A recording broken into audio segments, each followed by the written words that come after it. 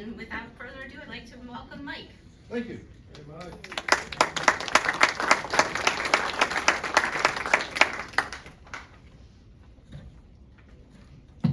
All right, as Lori says, my name is Mike Yeager. I'm with the Texas Veterans Commission. I'm a retired Army guy. I've been doing this for a little 20 years, so I know a little bit about what's going on. I will answer general questions in this forum, but I will not answer individual questions. I will not. My case is, I'm not going to do that. That's a HIPAA and a Privacy Act violation, and I will not do that in an open forum. Afterwards, if you want to come to see me one-on-one, that's a different story. Okay? So, one of the newest changes is VA life insurance. The life insurance that most of y'all are familiar with is called RH insurance. And you had to have a 10% disability to get it. You had to have a 10% disability to get it.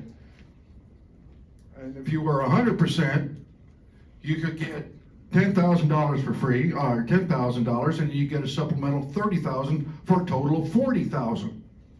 You had to pay the premiums on the additional $30,000, but the first $10,000 were free. That's all changed.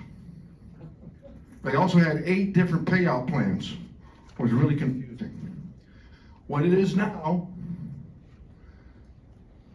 everybody, doesn't matter if you have a disability percentage or not, every veteran can sign up for this, and you can get up to $40,000 in $10,000 increments. There's no physical or medical requirement. The reason being, it's just like a lot of the ones you see on TV, Colonial Life, and all them other, no healthcare, no healthcare questions, no medical exam. If you die within the first 2 years,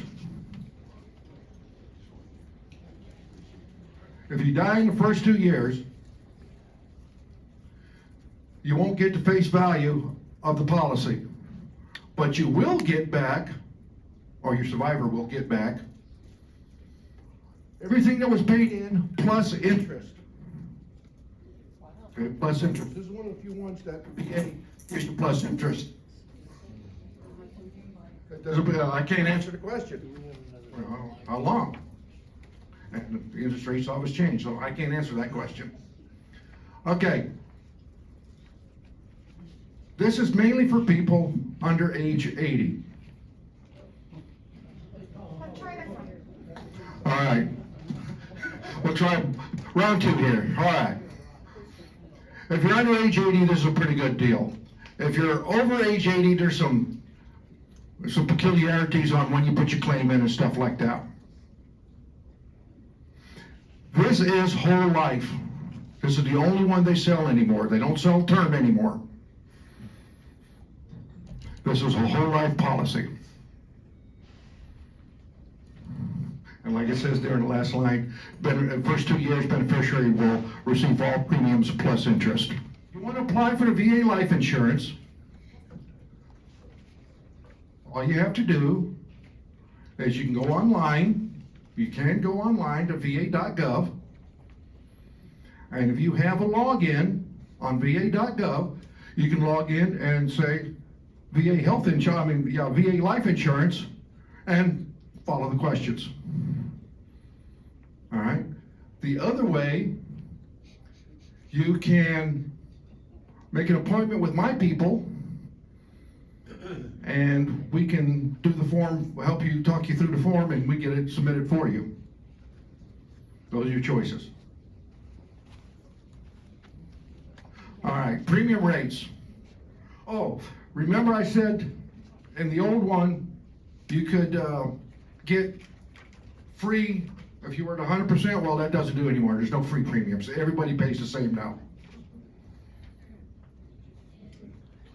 And like I said, they're fixed. It's not a term like VGLI and the RH insurance. All right.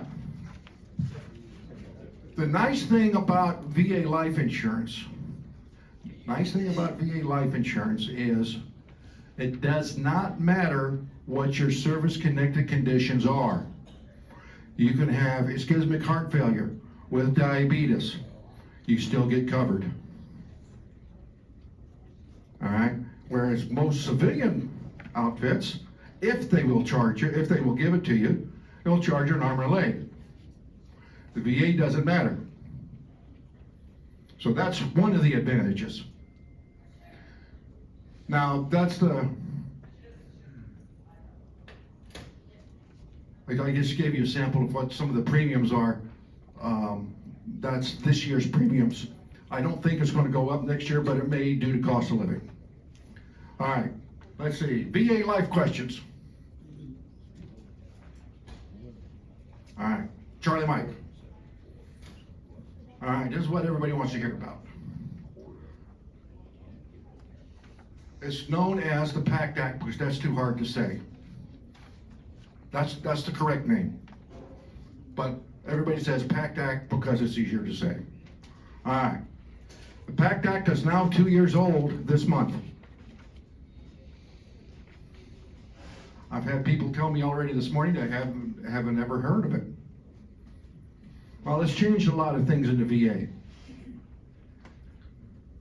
They've added locations where what they call now toxic herbicide, or old speak Agent Orange, new speak toxic herbicide, because they realized it was more than just orange. It was blue, purple, green, and sometimes they mixed them. So now they just say toxic herbicide. It covers everything. The other thing that they've done is they've added a few conditions. One of the main ones for Vietnam era veterans is hypertension, high blood pressure. You can, if you were exposed to toxic herbicide and you have high blood pressure, you can apply for a presumptive condition under the PACT Act. 90% of the time, it'll come back at 0%. Service connected at 0%. That's good, because 5, 6, 7, 8 years down the road, you have a TIA, a stroke, whatever. It's caused by the high blood pressure. Now it's service connected. That's a secondary condition. Otherwise, all the things that are wrong with you based on the stroke are not service connected, because they didn't happen on active duty. But if we have hypertension as one of your conditions, even at 0, then all of the other conditions that hypertension caused can be requested and get service connection. Kidney problems, heart problems, high blood pressure causes lots of problems. So that's why it's a good thing to do. Now also, every time you go into the VA, since this act has been put in, first time after this act has been put in, the doctors are going to give you a screening test. They're going to ask you a bunch of questions about exposure. The VA has also finally realized that some MOSs or AFSCs may not have been exposed to Agent Orange or toxic herbicide. However, if they were firefighters that were exposed to AFFF, which is a known carcinogen, they were exposed to unburned benzene if they worked on a flight line where the jet engines were burning and turning. All of that are environmental exposures, and those can now be claimed. Before they couldn't. The other main good thing here is for DIC, Dependent Indemnity Compensation. A lot of ladies or surviving spouses have been denied in the past because when the veteran died, the condition was not service connected. So you are denied DIC. However, now the rules have changed. If he was in these locations or has any of the Agent Orange conditions, we can reapply and get you DIC. Right now, that's about $16.74 a month, tax-free. And if your veteran was 100%, and you were married to him for at least 8 years at 100%, you will get enhanced DIC, which is about $1,900 right now. I say right now because there's a COLA adjusted award, okay? So I'm just giving you the current numbers. It's always going to change based on the COLA. So this is very, very important. All right. These are all the things that they've added that are now related. And just recently, last 2 months, they've added male breast cancer and any kind of cancer of the reproductive system, male or female. The other thing that they've added that's kind of new here is MGUS. I'm not going to say what it is because I can't. Okay? It's a bloodborne disease. If you have it, good to go, get a service connected. All these other things, chronic bronchitis, emphysema, brain cancer, asthma, those are things that your toxic exposure can cause. Toxic exposures, like I was saying, AFFF from the firefighters, benzene, unburned benzene from fuelers and people are working on runways and stuff. Or working with Carc paint, because Carc is a carcinogen. All right, here's the most important part here. We left Vietnam in May 1975. That's the official withdrawal date, the end of the Vietnam War.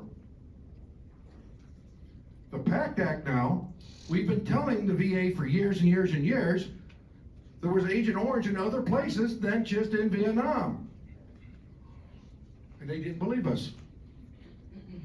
But now, Congress told them, you will believe them, and this is what you're going to do. For instance, the hypertension that they just now service-connected made it a presumptive, that's been known for the last 5 secretaries. And they kept saying, no, no, no. And the only reason was that they were afraid of how much money it was going to cost them. Now Congress says you will count it. So they have to. All right, May of 1975.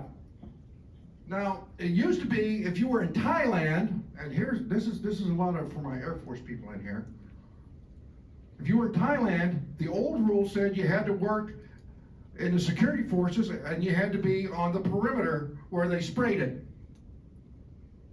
Toxic herbicide, even though they said no Agent Orange was there, so that's why toxic herbicide. But they didn't realize the wind drift, it gets into the soil, it gets into the water, etc., etc., etc. So now, anybody that was stationed in Thailand in any Royal Thai or U.S. base in Thailand from January of '62 all the way up to June of 1976. That's after we left Vietnam. All right?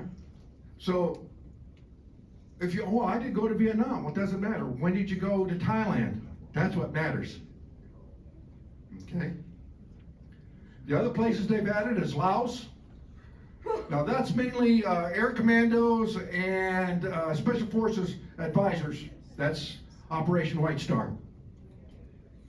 And in certain provinces in Cambodia, I can't even pronounce those three Cambodias. That's Parrot's Beak, where we took ARVN in. Most of the people, U.S. people that are involved in that are air crews, helicopter crews, and because they ferried ARVN in them. Vietnamese Army people in. They didn't bring U.S. Army people in. So that's why it's a small group of people. Now here's one that's interesting. I know a lot of Air Force people, there's some Army and some Navy, that were stationed in Guam. For years and years and years, the VA said nix nine in a Bonhoeffer. Now, from January of 62 to 31 July 1980, anybody that was in Guam or American Samoa or the 12-mile radius around it for your blue water sailors are now considered exposed to toxic herbicide. And that's where most of the Air Force veterans and spouses were denied, because they were in Guam. So there was no Agent Orange in Guam, but that's what he died of. Well, it doesn't matter. Now it does, so you can go back and we can reapply.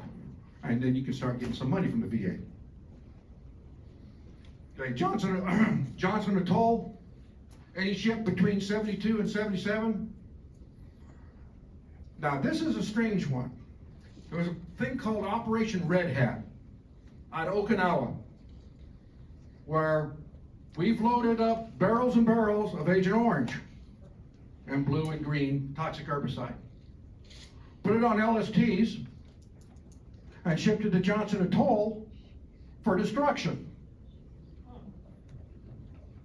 What happened is, when they unloaded the barrels, they put them in just a berm, earthen berm revetment area, and then a typhoon hit before they could make all the barrels secure. So there's Agent Orange everywhere. So that's why Johnson Atoll has been added. But now, remember I said it came from Okinawa, right? Okinawa's not on the list. About the only way I've won any cases from Okinawa, if you were in that Marine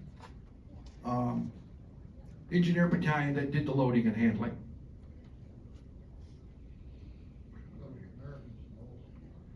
American Samoa and Guam, they're both the same as far as dates and exposure goes. Okay, now they've added some radiation. Air Force people, you have a hard time keeping track of nuclear bombs and nuclear weapons. They've added these three conditions, or three locations, for any radiation-related conditions or illnesses. The Anti-Equinox Atoll cleanup, that went on for a long, long time. They went from Kwajalein over there. The water was contaminated. They had to bring their own water. It was so hot they couldn't wear protective suits, so they were wearing boots, gloves, and a pair of shorts for the cleanup. They weren't exposed to anything. No. Now the VA finally says yes. All right. Just like Paloma, Spain, that was a big one in the 60s. Lost 4 or 5 special weapons off the coast there. And us and the Russians were trying to get them first. And then in Thule, Greenland, of all places, one of the 52s caught fire that had special weapons on board.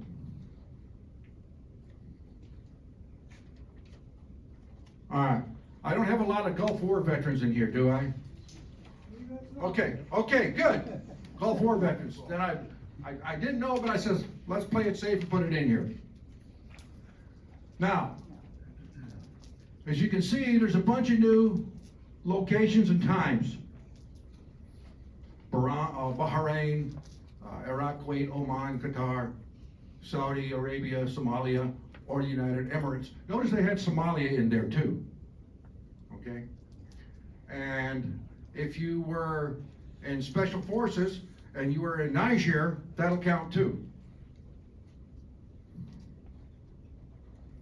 If you were in any of these things, and then after 9/11, they've added Afghanistan, Djibouti, Egypt, Jordan, Lebanon, Syria, Turkey, Oman, Uzbekistan, and any other country determined by the VA. That's on the ground, continuous waters, or airspace above.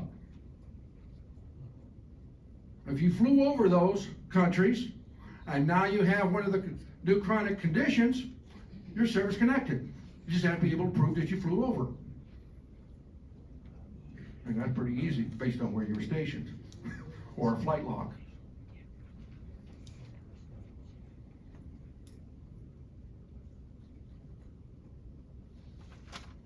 All right, PACT Act. In a nutshell, surviving spouses, if you were denied in the past, come back and see us. Let us relook at it for you to see if we can file for you. Okay? It's simple. All you have to do, you got a pencil and paper, something to write on, I'll give you a phone number to call. 1-800-252-8687. I say again, 1-800-252-8387. Now, what is that number? That's a Texas Veterans Commission appointment line. That's my appointment line. You just call them and tell them you want surviving spouses, you want to reopen a surviving spouse claim. And we'll click on it and we'll get you all set up. The only reason we need you to know, we would like to know what the appointment is for, is so my claims people can get the right paperwork together. You know, because they come in the morning to see what their schedule is that day. Oh, I got this, and this, and this, and they start getting the stuff together. Okay? So it just makes things go a little smoother, that's all. All right, any other questions on the PACT Act? Where is your office located? All right, I have several. I have one office at 7400 Merton Midner, which is Audie Murphy, on the first floor. I have an office at 202 Conley, which is down by St. Philip's College, right off of south of Bronzeville. It's called the Good Samaritan Veterans Outreach and Transition Center. We just call it Good Sam because it's too long to say. I have people down there that can take care of it.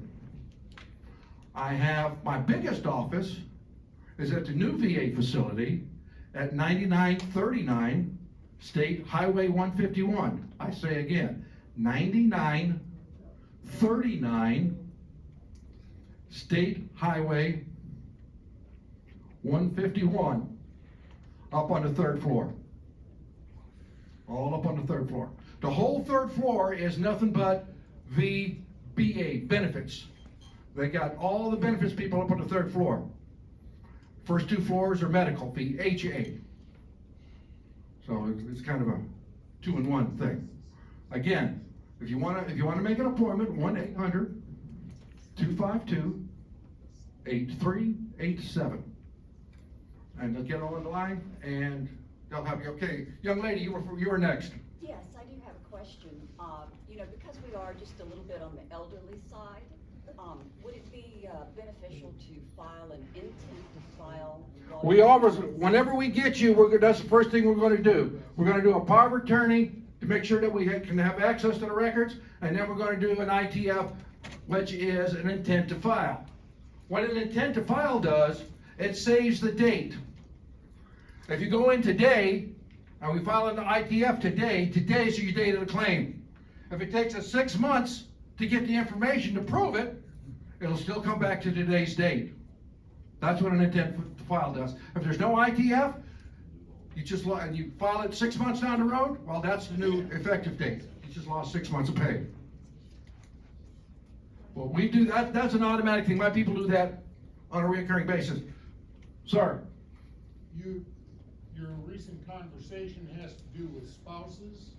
How about the veterans themselves?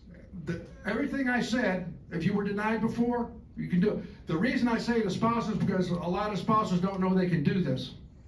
Okay? Everything I just said about Agent Orange, toxic herbicide, locations, and conditions, and Gulf War, that's mainly for the veteran. The surviving spouses, if their veteran died of one of those things or in one of those places, or was in one of those places, and was exposed and then died of one of the conditions. That makes you now eligible. Before you were not. Does that make sense, sir? All right, this one was first, and I'll get you in just a second, young lady. If you were denied a claim in 2013, do you now, for Adrian Orange listed Yes, as a ma'am. claimant, do you have to file a new claim, a supplemental claim? We'll take care of it. Well, it's a supplemental claim. Okay. It's a supplemental claim. The reason being, It goes back to that date? the new and material evidence, it'll only go back till when the PACT Act was signed. 2 years ago. Because before that, it wasn't allowed. Okay, there was no law that said it was allowed. It wasn't allowed until August of 22. So that's the earliest they can give you back pay to. Or the latest, furthest back, however you want to look at it. Yes, ma'am. Yes, if the veteran's incapacitated, what policy or paperwork do you require to, allow, for example, me to Okay. talk to him on my? A on third behalf? party. Yes. All right. There's a couple of ways we can do this. Oh, I forgot to tell you. I'm going to answer that question in just a second. When you call that 1-800-252-8387 number, if you are incapacitated or not mobile, but you have a smartphone or a smart tablet, we can do this via phone. Okay, so you don't even have to come out and see us. Just answer the questions. We'll send you stuff electronically, you sign it electronically and send it back to us, and then we turn it in. Pretty simple. But you have to have a smartphone or a smart tablet. I had one person this morning come up to me and says, well, I can't even text.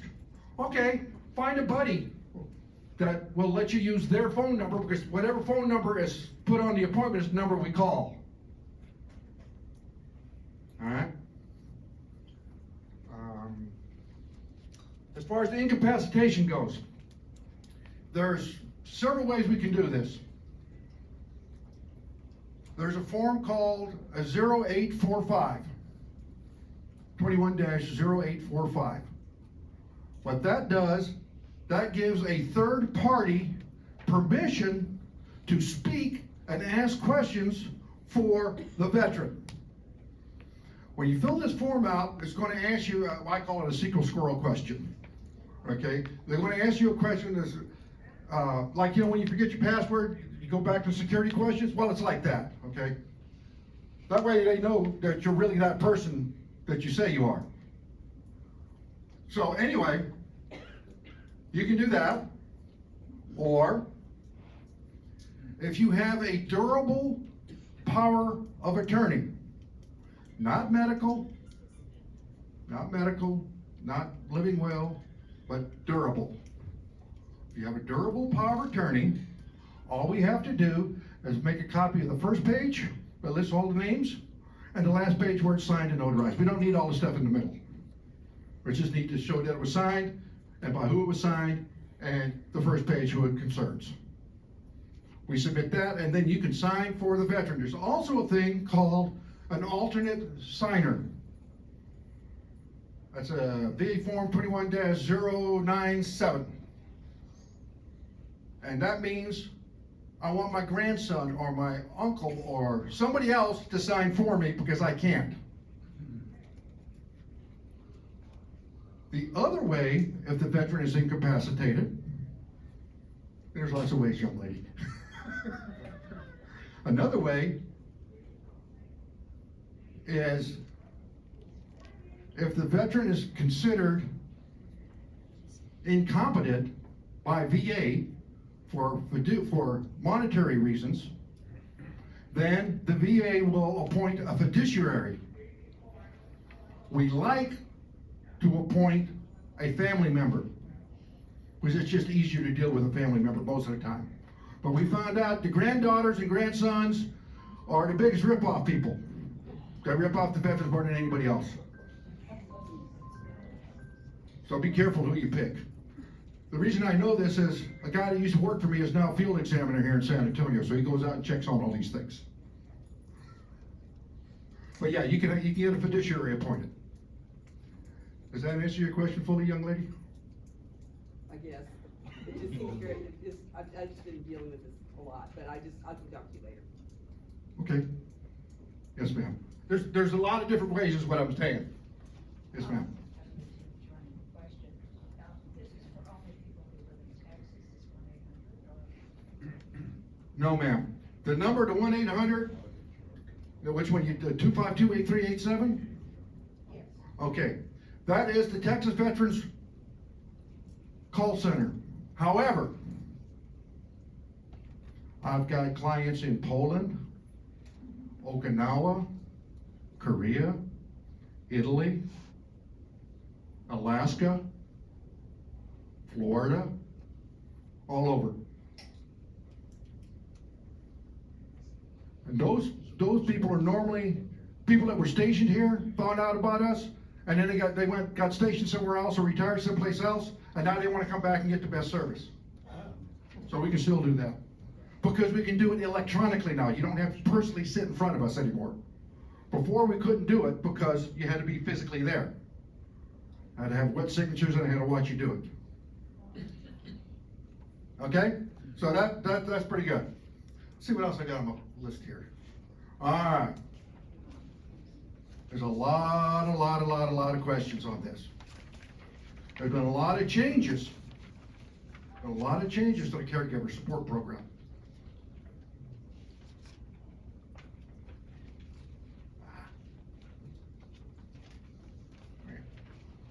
There we go.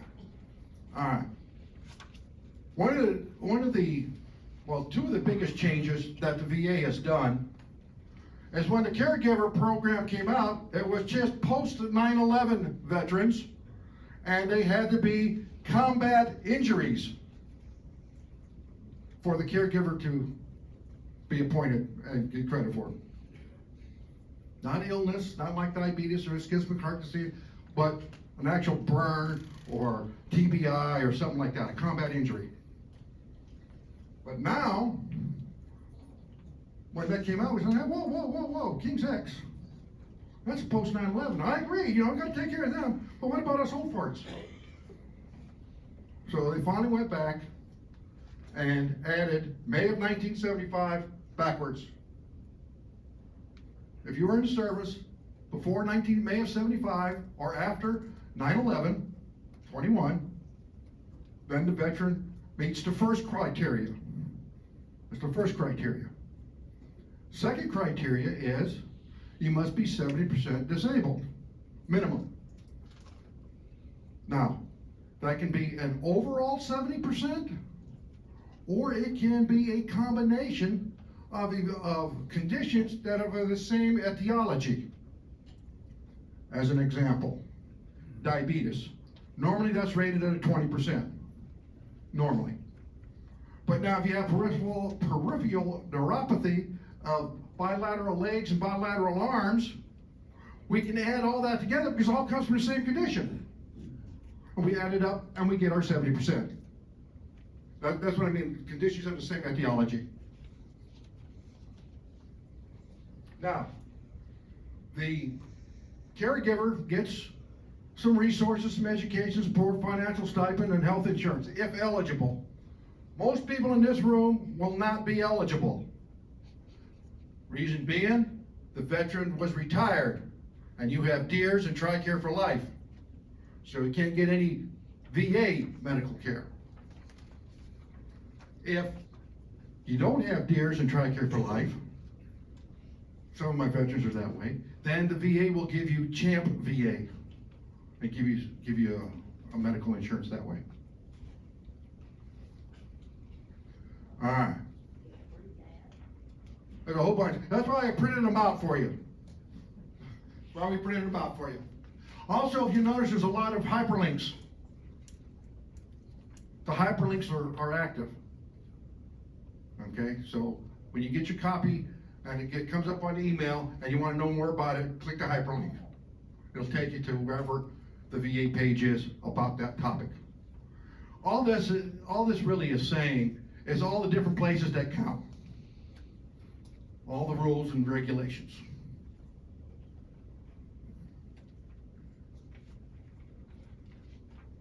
All right. Here's where we start getting into problems. The veteran must be in need of the daily care for a minimum of 6 months. Okay? Before you're eligible to apply. Okay? You need assistance with one or more of the activities of daily living. Dressing, eating, bathing, toileting, taking your medications. Okay? If you got a doctor that says you need help with that, okay, no problem, we're good to go.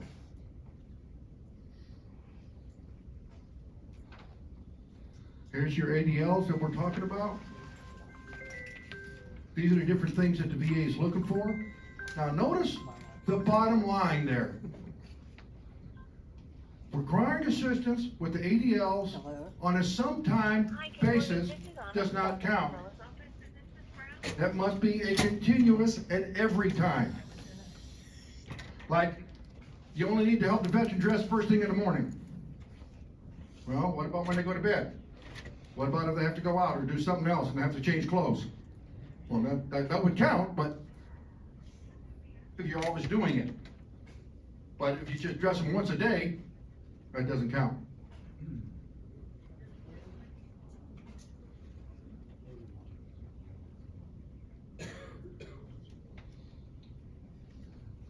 The mobility walking, going upstairs and things like that, that's if you got walkers and rollators and things like that.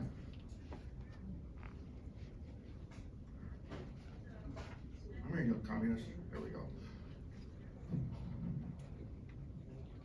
There we go.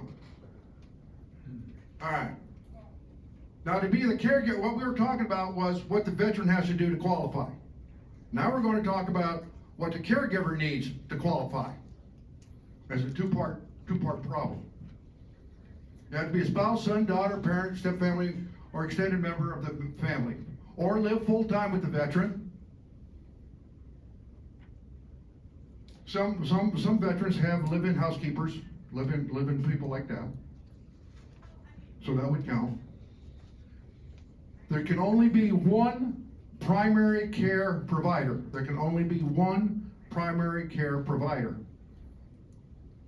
Now, you can designate 2 other assistants, so when you take a break, you go on vacation, you need a respite, you need a break, and the assistant comes in, or you get hospitalized for a couple of days or a couple of weeks.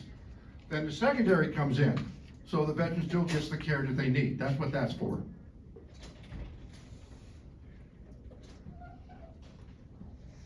All right, the caregiver will be paid GS4 pay with locality. So it's not just, you can't just look up GS4 pay, figure it out, because it depends on your locality that they add to it. San Antonio's got a higher locality than Dallas or Houston. Don't ask me why, but that's what it is. Ma'am? The wife gets, if she's The caregiver, yes ma'am. gets a GS4? Pay. You're not rated as a GS4, but that's the pay level they will pay you. The VA will give it to you. And remember, VA money is tax-free money. VA money is tax-free money. So this pay to the spouse comes from the VA, so that's tax-free money. Here's what I was talking about under Champ VA. If you're not in a DEER system, you don't have Tractor for Life, etc. Ma'am? No, ma'am. No, ma'am. The question was, can it be retroactive? The veteran is now deceased, but you cared for the veteran while they were alive. No, it doesn't count.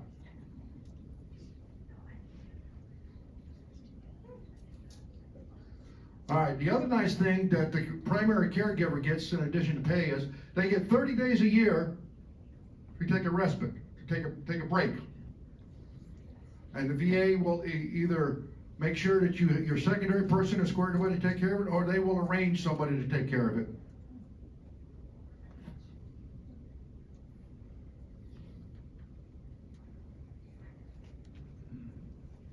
All right. NCA, National Cemetery Administration. As of June of this year, they've changed the rules.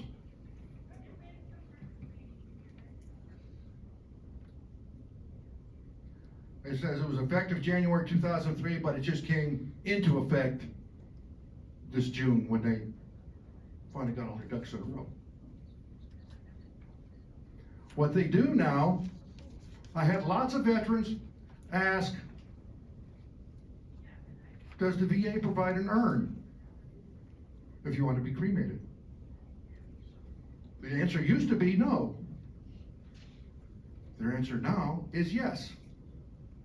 You can get a VA issued urn, which is the one on the left, little wooden box, or you can get a commemorative plaque to hang on the wall. Those will be issued to you by the VA, if you so desire. Should I or shouldn't I? This is the problem. If the surviving member takes the urn or the plaque, urn or plaque, from the VA, the veteran cannot be buried in a federal national cemetery.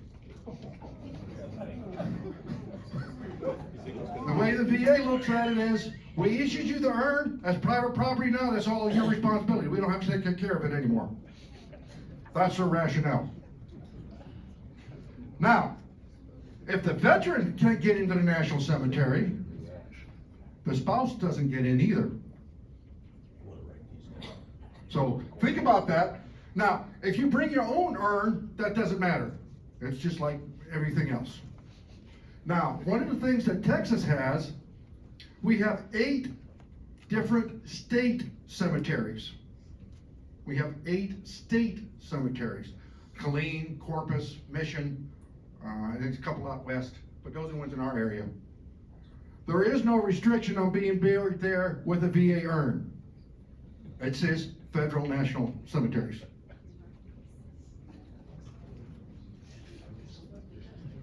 You don't get the markers, you don't get the headstone, you don't get any of the other benefits if you take the urn. Here's your urn, thank you, kick you through the goalpost of life. Some people want to do that, that's fine. Just make sure y'all know what's going on. Yes, ma'am. The question is, how long does the veteran have to serve? Well, that depends, ma'am. Okay? Now, if the veteran was in the military before September 1980, then they must serve 180 days on active duty, not to include training.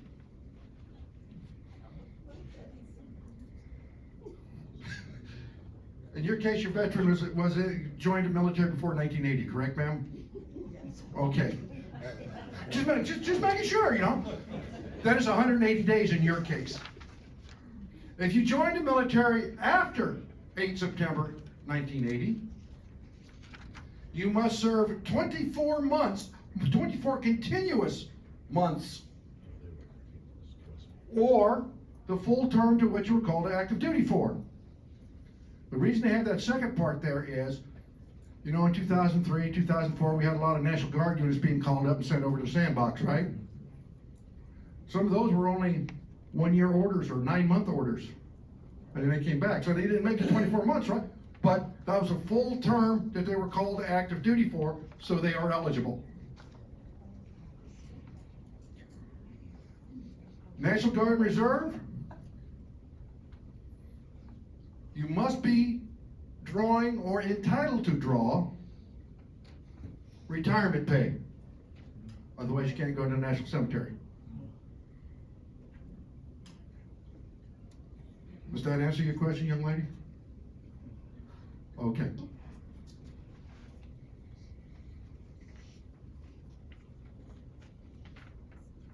There's just a couple of things. I don't know if y'all know the San Antonio's got 2 national cemeteries. They got 2. and Kerrville has one. But the one in Kerrville and one of them in San Antonio are full and no longer being taking recipients. Fort Sam is the one that's open now. The other one is down by San Fernando. And then the one in Kerrville is, the one up in Kerrville is, next to the Lions Park, which is about a mile or so from the VA hospital in Kerrville. But that's also full and closed. Sir? I had a daughter that died during Vegas. I had her buried in the National Cemetery on Rock Island, Illinois. Check. Is there any change that I can't be buried there? No, you can, as long as you don't take the urn.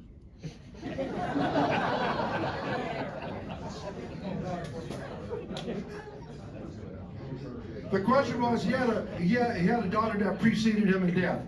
She's buried in the National Cemetery up in Illinois. Can he be buried there? Yes, as long as he doesn't take the urn.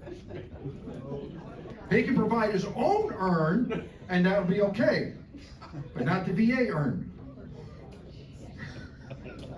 You have a question over there, sir? We get buried at sea? Yes. If you want to get buried at sea, there's some extra conditions that have to be followed. And if you come in and see us or go to our website, we've got the link to the Department of the Navy that tell you how you have to proceed. So yes, it is possible, but it's a different set of rules. It's Navy rules. So I don't cover it under the VA. I just tell you, yeah, it can be done. Boy, that's a ceremony and a half. I was reading up on that. What's a ceremony and a half at sea? Well, I understand, but I'm just saying, it's fascinating to look at how they do the cemetery and how they take care of the veteran.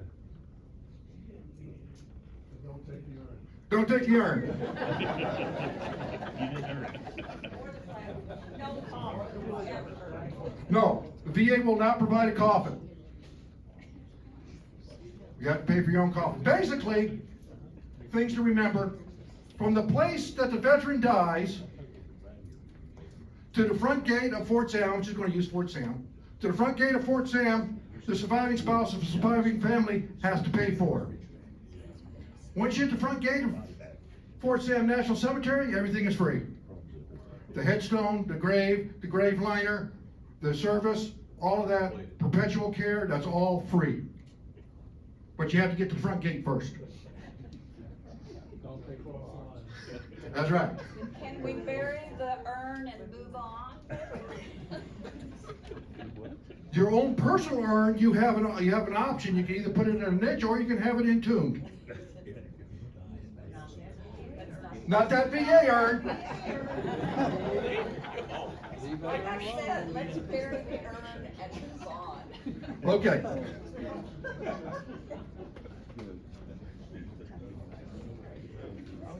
All right, now, I was told this, I didn't put this on the slide because I didn't know about this until I got here this morning. A lot of veterans have heard about A&A, aid in attendance. A lot of doctors and medical professionals will say you need aid in attendance. Okay, here's the trick. Aid in attendance is a supplementary, a special monthly compensation. It's an add-on to a veteran's claim. It's not a standalone claim. You cannot just claim A&A. That doesn't work. It's an add-on. It's an addition to. So you already have to have the service-connected condition to start with. Now, if the veteran is at least 30% or greater disabled, 30% or greater, the VA says the veteran is now authorized a dependent. Remember when we used to have the commander sign off on it? Some of y'all do. All right. So at 30%, you're authorized a spouse. If your spouse needs aid and attendance based on what a doctor says, we fill out a VA form 2680, signed by the doctor. CS will give you the forms. signed by the doctor, comes back, we turn it in, and then the spouse can get aid and attendance. People, surviving spouses also.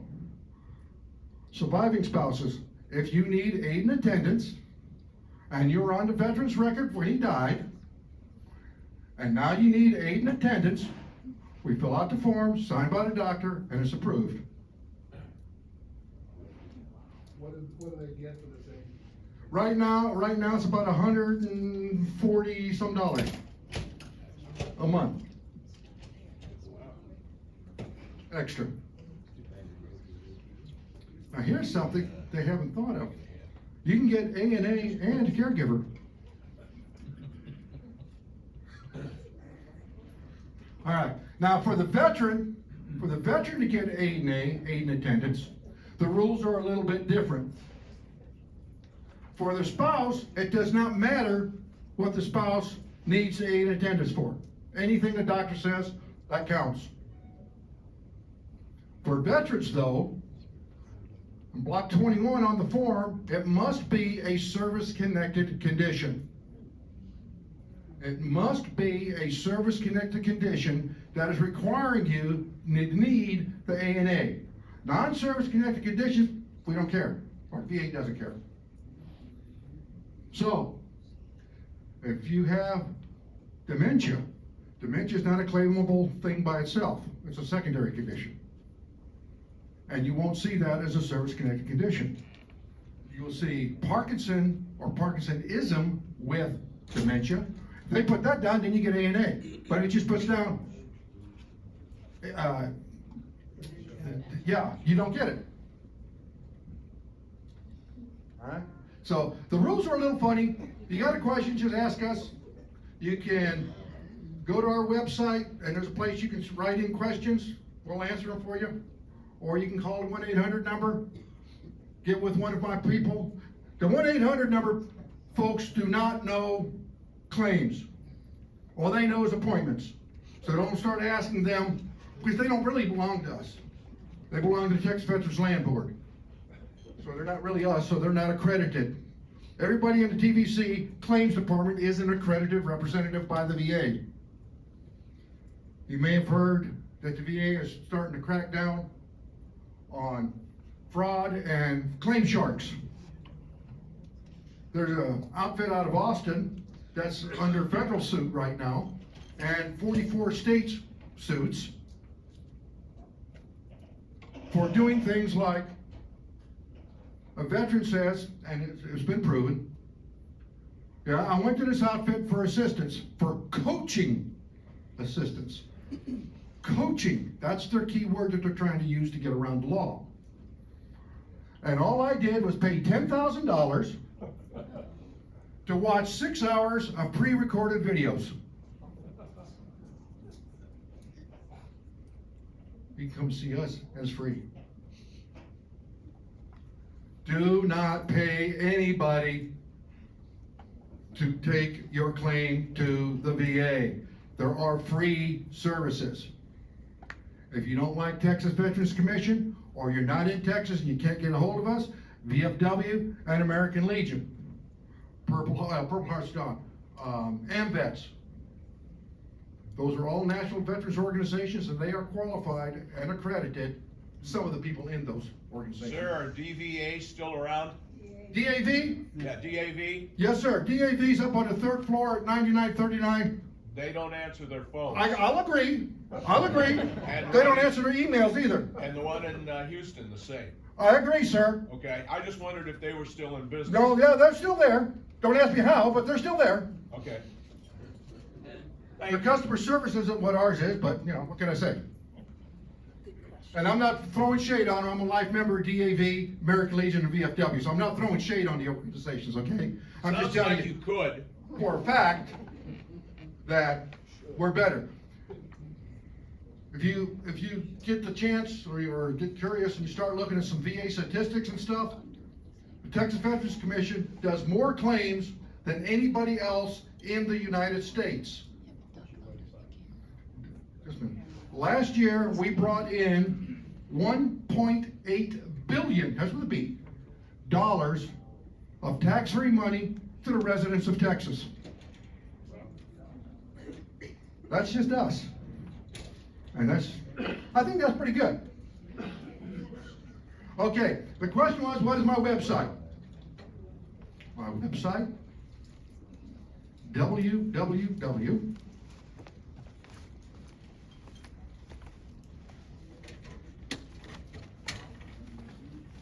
Dot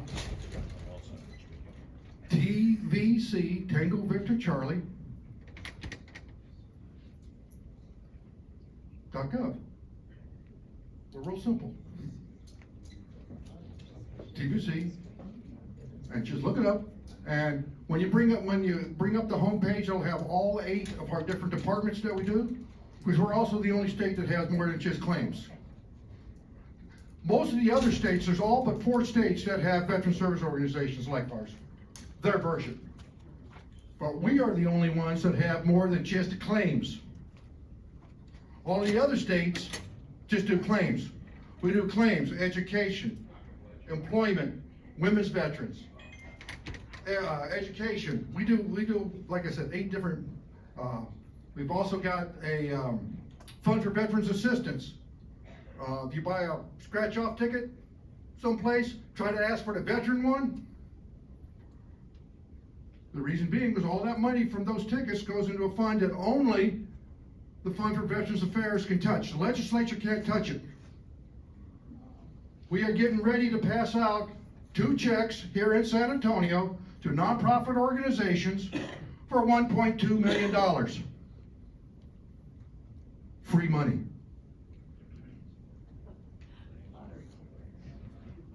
That's what lottery tickets build up to. I have a question in the back. Yes, ma'am. Hello, Mr. Yeager. Can you please tell us if there is a limitation on the net worth for receiving aid in attendance? All right.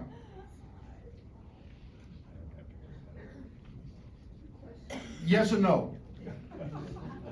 You know, you will very seldom hear me say a positive yes or a positive no. Very seldom, because there's so many rules around it. The main thing is if you are on non-service connected pension. Non-service connected pension. Then your income matters. You cannot earn more than the poverty level, which is about $15,000, a little under $16,000 right now, a year. All right? No, a year. A year. I didn't misspeak, ma'am. I've seen the VA cut checks for 38 cents. Because there was 38 cents, you were 38 cents below the limit, so they give you 38 cents to bring you up to the limit. It's not extra money on the pension, they just bring you up to whatever the poverty level is. If you are service connected and need aid and attendance, or your spouse needs aid and attendance, we don't care how much money you got. The doctor says you need it, you get it. Again, remember, veterans though, it has to be due to a service connected condition. Spouses, it doesn't matter. Does that answer the question? Does that include Social Security as a pension? No, ma'am. Social Security is completely separate. Now, if you're on non-service connected pension, yes, Social Security plays into it, because every time Social Security goes up, your pension goes down. And if you don't report it, well, then you get an overpayment. But nobody in here is going to do pension. Does the non-service connected income include a spouse's non-service? Yes. Pension, non-service connected pension is household income. Household income. Including children that live at home. Service connected conditions, it doesn't matter. Income does not matter on service connected conditions.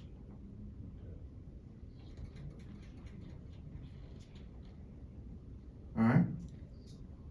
Go question, sir.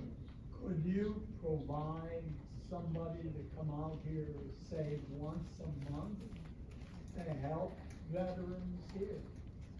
There's a lot of us. I understand that. You have to talk to Ms. Lori.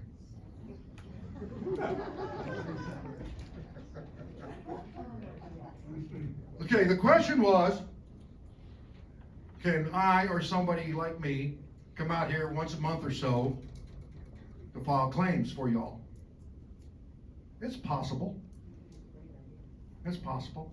We can either have us come out or we can have Bear County come out. Bear County's got the same setup as we do, and we train and certify the Bear County people. So what we could do is we come out one month, Bear County comes out the next month, we can alternate, because we can do the same thing.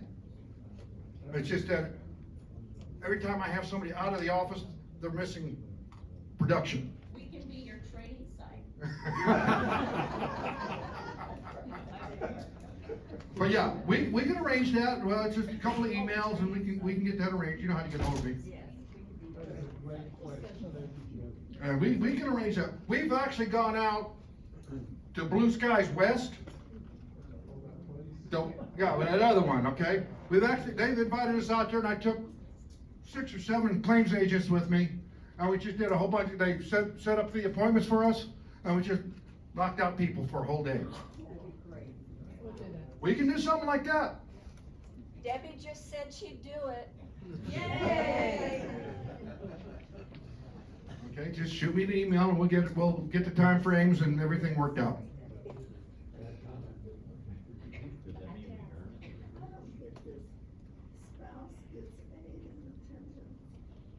Okay. If you're a veteran, no. If your veteran, your husband, was at least 30% disabled, okay, then he's authorized a spouse, you. So therefore, if you need aid and attendance, you can put in for it and get it.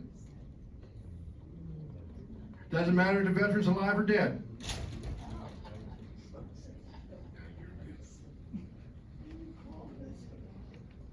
One 800-827 or 252-8387. 252-8387. Make an appointment and we'll come up. No, ma'am. Aid and attendance for service-connected conditions and surviving spouses does not count. Income does not matter. Only if you are on pension, and there ain't nobody in here that qualifies for pension. You couldn't live here if you were on pension. So I know that for a fact. So anything that we do at the VA, your income has nothing to do with it. Your income has absolutely nothing to do with it. Ma'am. Can you get reevaluated? Where do we need to go for that? All right. If your conditions got worse, you want a reevaluation, not a problem. Call the 1-800 number. Say you want an increase. We'll ask you, okay, what do you want to increase and where's your medical proof at? And we'll file it for you. But that's not the 8387.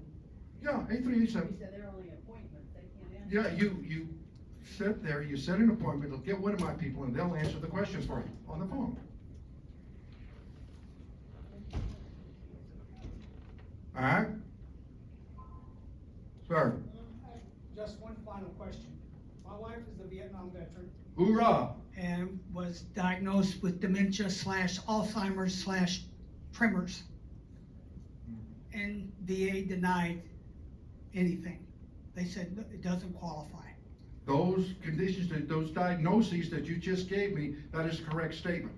However, if it's Parkinsonism, Parkinson-like conditions, Right. which those can roll Mimic, over into, right. if you got that diagnosis, that counts.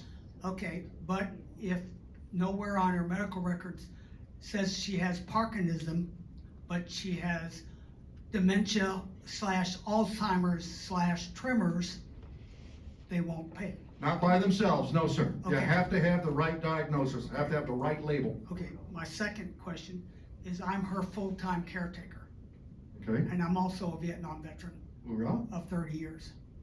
Not of Vietnam, but 30 years. I understand.